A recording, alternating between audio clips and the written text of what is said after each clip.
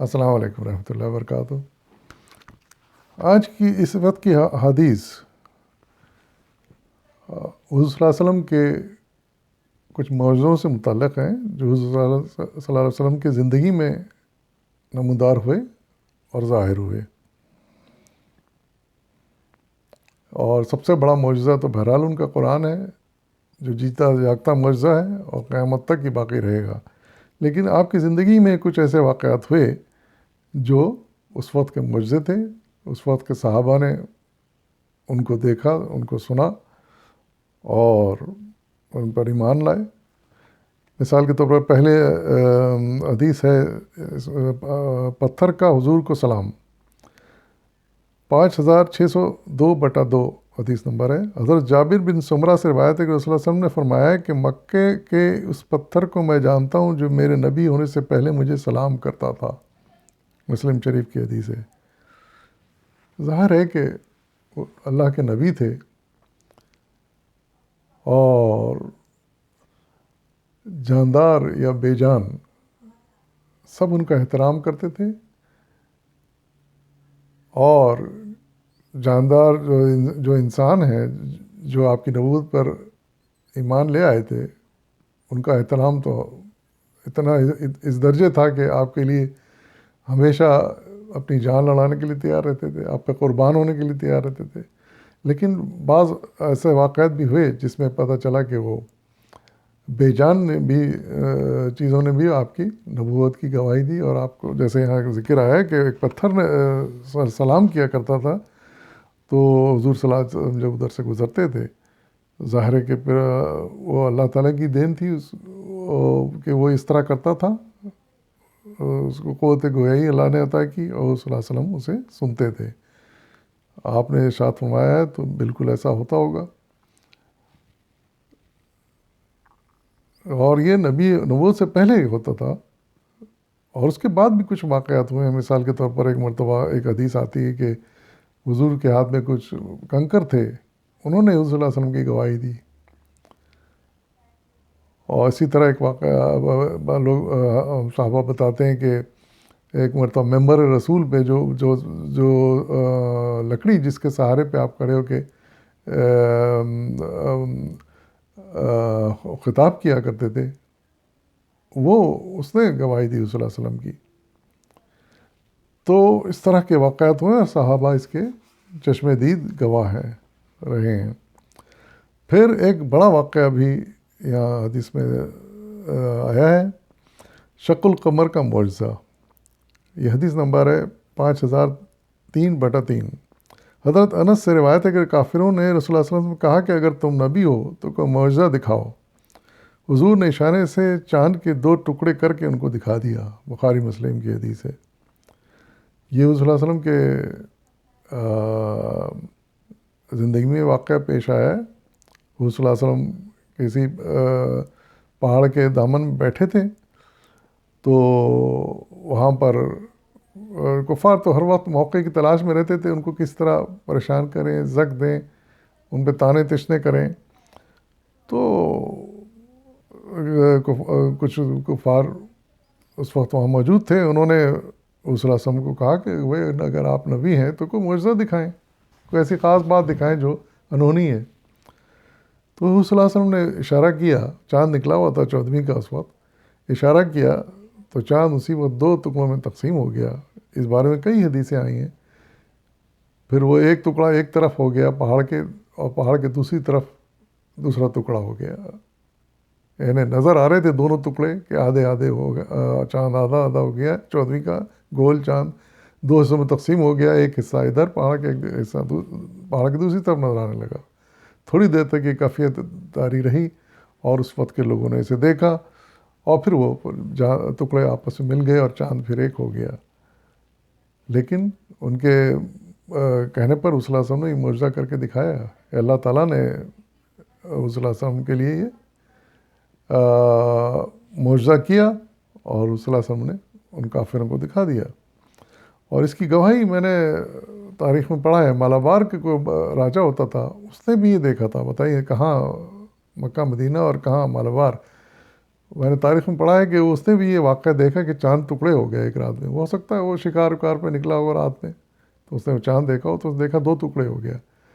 تو اس نے پھر گواہی دی یہ بات کی اور پتہ کیا کہ یہ کیسے ہوا, کیا ہوا. تو لوگوں نے کہا کہ ایک نبی آئے ہوئے ہیں مکہ مدینے میں, تو ہو سکتا ہے انہوں نے یہ معجزہ کر کے دکھایا. لوگوں نے بتایا کہ جو ہے نا یہ انہوں نے کر کے دکھایا ہے, ان کا معجزہ ہے.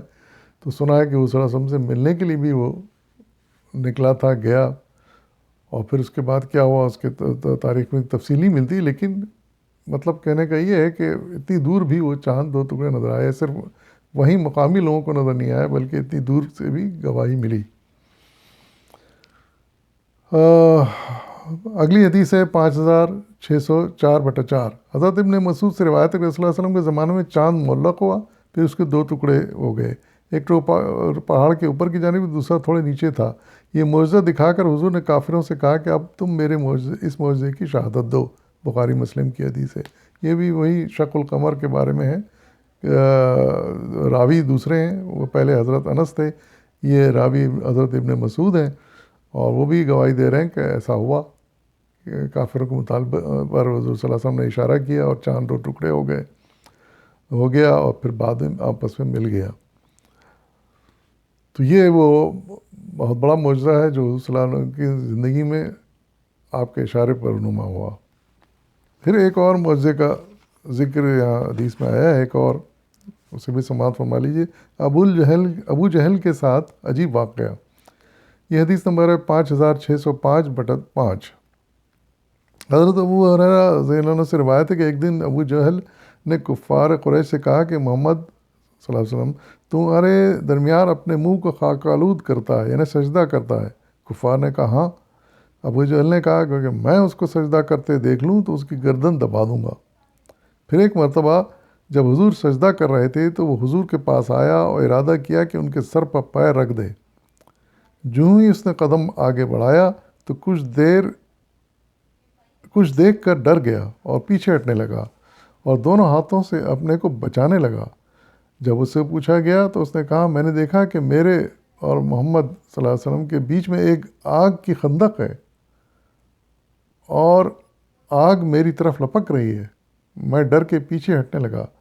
حضور نے صحابہ سے کہا کہ اگر ابو جہل میرے قریب آ جاتا تو فرشتے اس کے جسم کے ٹکڑے اڑا دیتے. مسلم شریف کی حدیث ہے. یہ حدیث سے بھی پتہ چلتا ہے کہ جہاں معجزے کی ضرورت پڑی اللہ تعالیٰ نے حضور صلی اللہ علیہ وسلم کے ساتھ بھی کر کے دکھایا, اور اس وقت کے لوگ گواہ ہیں. یہ واقعہ بڑا واضح اس میں ہے کہ ابو جہل دشمنی پہ تو تلا ہوا تھا, تو اس کو برا لگتا تھا جب حضور صلی اللہ علیہ وسلم سجدہ کیا کرتے تھے خانہ کعبہ کے پاس آ گئے. ایک مرتبہ وہ ادھر تھا, حضور صلی اللہ علیہ وسلم اس وقت پہلے پہنچے ہوئے تھے یا بعد میں پہنچے, لیکن بہرحال سجدہ کیا انہوں نے, نماز پڑھ رہے ہوں گے, سجدہ کیا. تو کہتے ہیں کہ ابو بکر دشمنی پہ تو تلا ہوا تھا, اس نے جیسا کہا تھا کہ میں ان کو جو نا ان کے سر پہ پیر رکھ کے کچل دوں گا ان کا سر, تو وہ آگے بڑھا, لیکن اس نے دیکھا کہ کوئی آگ اس کی طرف لپک رہی ہے, ایک آگ حائل ہے اس کے اور حضور کے درمیان میں, اور وہ لپک رہی ہے اس کی طرف. تو آگے نہیں بڑھ سکا, ڈر کے پیچھے ہٹنے لگا. اور جب اس کے ساتھیوں نے پوچھا بھائی کیا ہو گیا, تم اس طرح پیچھے واپس کیوں آ رہے, تم تو گئے تھے اس رسم کا سر کو چلنے کے لیے. اس نے کہا کہ نہیں, مجھے تو ایک ایسی آگ بیچ میں آ گئی جو مجھے جلا دیتی ہے اگر میں تھوڑا آگے بڑھتا. اور حضور صلی اللہ علیہ وسلم تو سجدے مصروف تھے, انہیں نہیں معلوم کہ کیا ہو رہا ہے. تو صحابہ نے بتایا ایسا ہوا. تو حضور نے کہا کہ اگر وہ آگے بڑھتا اور تو فرشتے آتے اور اس کو چیتھڑ اڑا دیتے, اس کے پرچے اڑا دیتے. تو اندازہ لگائیے آپ کہ کیسے واقعات حضور صلی اللہ علیہ وسلم کے زمانے میں ہوئے, اور کیسے معجزے حضور صلی اللہ علیہ وسلم کے زمانے میں, اور بھی واقعات ہیں جو حدیثوں میں آتے ہیں. تو خواتین حضرات, سامعین و ناظرین, میں نے آج یہ سلسلہ ختم ہوا. مشکات شریف سے جو حدیثیں میں نے منتخب کی تھیں ان کو پہلے تو ان کو شائع کروایا اس کتاب کی صورت میں, اور اس کے بعد پھر میں نے کہا کہ پڑھنے لکھنے کا آج کل دور نہیں ہے، لوگ اتنے شوق سے نہیں پڑھیں گے، یا ان لوگوں کو تک نہیں پہنچ پائے گی یہ کتاب۔ مختصر تعداد میں نے ان کو چھپوایا تھا، تو پھر میں نے سوچا کہ کیوں نہ میں اپنے چینل سے ان کو پھر آپ لوگوں تک پہنچاؤں اس ذریعے سے، جو کہ آج کل بہت ہی فاسٹ ذریعہ ہے، آپ چلتے پھرتے بھی ان کو سن سکتے ہیں، اس سے مستفید ہو سکتے ہیں۔ تو میری خواہش یہ ہے کہ میں نے وہ حدیثیں چنی ہیں جو مختصر ہیں اور اہم ہیں اور ہماری عملی زندگی میں بڑے میں فائدہ مند ثابت ہو سکتی ہیں، اور جن پر ہم عمل بھی کر سکتے ہیں آسانی سے۔